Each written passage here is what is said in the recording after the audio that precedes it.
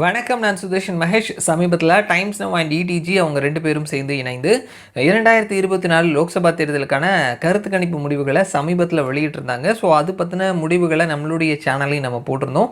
தென் தமிழகத்தில் யாருக்கு எவ்வளோ வாய்ப்புகள் இருக்குது, ஹிந்தி பேசக்கூடிய மாநிலங்களில் யாருக்கு எவ்வளோ வாய்ப்புகள் இருக்குது, ஒட்டுமொத்தமாக இந்தியாவை ஆளப்போவது யார் அப்படின்னு சொல்லிட்டு நம்ம கேட்டகரி வைஸ் பிரித்து ஒவ்வொரு வீடியோஸ் போட்டிருந்தோம். இந்த வீடியோவில் நாம் வந்துட்டு தமிழகத்தில் யாருக்கு வாய்ப்பு இருக்குது, வாக்கு சதவீதம் எவ்வளோ இருக்குது, இதே டைம்ஸ் நவ் செப்டம்பர் அக்டோபர் இந்த காலகட்டத்திலையும் அதிமுக பாஜக இவங்க 2 பேரும் பிரியறதுக்கு முன்னாடி ஒரு கருத்து கணிப்பு நடத்தியிருந்தாங்க.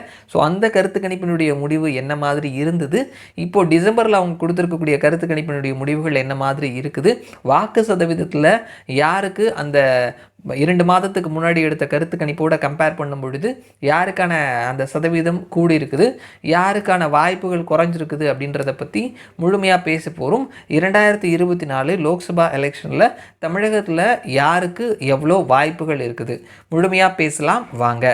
முதல்ல அவங்க இப்போ கொடுத்துருக்கக்கூடிய கருத்து கணிப்பினுடைய முடிவில் திமுக 29% வாக்குகளையும், காங்கிரஸ் 21% வாக்குகளையும், அதிமுக 19% வாக்குகளையும், பிஜேபி 14% வாக்குகளையும், மற்றவர்கள் 17% வாக்குகளையும்னு சொல்லியிருக்கிறாங்க. ஸோ இதில் காங்கிரஸுக்கு 21% வாக்குகள் அப்படின்னு சொல்லியிருக்கிறாங்க. ஒரு பெரிய எண்ணிக்கையாக நமக்கு தெரியுது. ஸோ அந்தளவுக்கு வாய்ப்பு இருக்குதான்றது தெரியல. அதே மாதிரி பிஜேபிக்கும் 14% வாக்குன்னு சொல்லியிருக்கிறாங்க.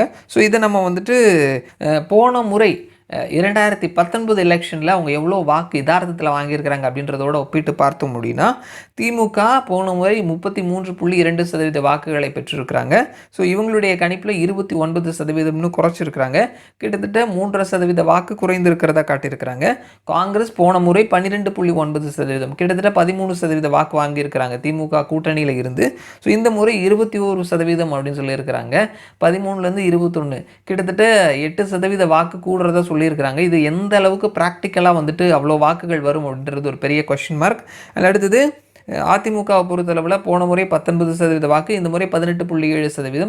ஸோ அவங்களுடைய வாக்கு அப்படியே இருக்கிற மாதிரி காட்டியிருக்கிறாங்க. போன முறை ஓபிஎஸ் கூட இருந்தார். ஸோ அவரும் இல்லாமல் 18.7% வந்துட்டு போன முறை வாங்கியிருந்தாங்க அவரோட சேர்ந்து. இந்த முறை 19% வாக்குகளை பெறுவார்கள் அப்படின்னு சொல்லியிருக்கிறாங்க.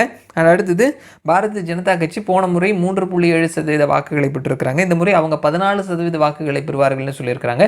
ஸோ இதுவும் கிரவுண்ட் ரியாலிட்டியில் எந்த அளவுக்கு ப்ராக்டிக்கலாக வருது அப்படின்றது ஒரு கொஸ்டின் மார்க். அண்ட் அடுத்தது மற்றவர்கள் 17% வாக்குகளை பெறுவார்கள்னு சொல்லியிருக்கிறாங்க.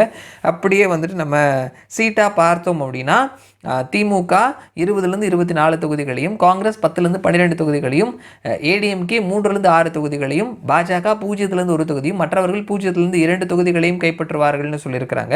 ஸோ இதே டைம்ஸ் நவ் 2 மாதத்திற்கு முன்னாடி அவங்க கொடுத்துருந்த கருத்து கணிப்பில் டிஎம்கே 20லேருந்து 24 இப்பயும் அதே தான் கொடுத்துருக்குறாங்க. ஸோ அதே நிலைமையில் இருக்குது. காங்கிரஸை பொறுத்த மட்டும் 9லேருந்து 11 தொகுதிகள் ஜெயிக்கிறதுக்கான வாய்ப்புகள் இருக்குதுன்னு 2 மாதத்துக்கு முன்னாடி கொடுத்துருந்தாங்க. இப்போது அதில் 2 தொகுதிகள் அது 10லேருந்து 12 அப்படின்னு சொல்லியிருக்கிறாங்க.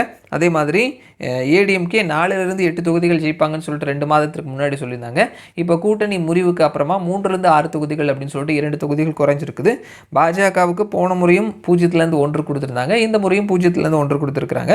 மற்றவர்களுக்கும் 0லேருந்து 2 அப்படின்றது அது அப்படியே தொடருது.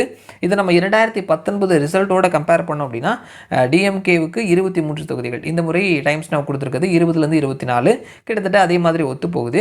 காங்கிரஸ் போன முறை 8 தொகுதிகள் ஜெயிச்சிருக்காங்க. இந்த முறை 10லேருந்து 12ன்னு சொல்லிட்டு ஒரு 2-4 தொகுதிகள் அதிகமாக கொடுத்துருக்காங்க. ஏடிஎம்கே போன முறை 1 தொகுதி ஜெயிச்சிருக்காங்க. இந்த முறை 3லேருந்து 6 தொகுதிகளுக்கான வாய்ப்புகள் இருக்குதுன்னு சொல்லியிருக்கிறாங்க.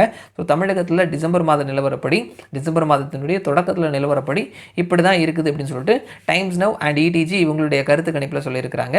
ஸோ நிறைய சம்பவங்கள் நடந்துட்டு இருக்குது. அமைச்சர் பொன்முடியினுடைய வழக்கில் ரிசல்ட்டும் இன்னைக்கு வரவிருக்குது. இந்நேரம் நம்ம பேசிட்டு இருக்கக்கூடிய நேரத்தில் அவர் அந்த தீர்ப்பு என்ன அப்படின்றதையும் சொல்லியிருப்பாங்க. அதே மாதிரி மழை வெள்ள பாதிப்பு, சென்னை மழை வெள்ள பாதிப்பு, தென் மாவட்டங்களில் மழை வெள்ள பாதிப்பு, இது இந்த அரசிற்கு கூடுதல் சிக்கலையும் கூடுதல் ஒரு கெட்ட பெயரையும் ஏற்படுத்தி கொடுத்துருக்குது. ஸோ இந்த மாதிரியான சம்பவங்கள்லாம் நடந்துட்டு இருக்கக்கூடிய நேரத்தில் அதற்கு அடுத்தும் வரக்கூடிய நாட்கள் நம்ம கருத்து கணிப்பை எதிர்பார்க்கலாம். அதில் ஒரு பெரிய மாற்றத்தை நம்ம எதிர்பார்க்கலாம். இப்போதைய நிலைமை இப்படி தான் இருக்குதுன்னு சொல்லியிருக்கிறாங்க. பார்க்கலாம் என்ன நடக்குதுன்னு சொல்லிட்டு மறுபடியும் நான் உங்களை இன்னொரு வீடியோவில் சந்திக்கிறேன். அது வரைக்கும் நன்றி.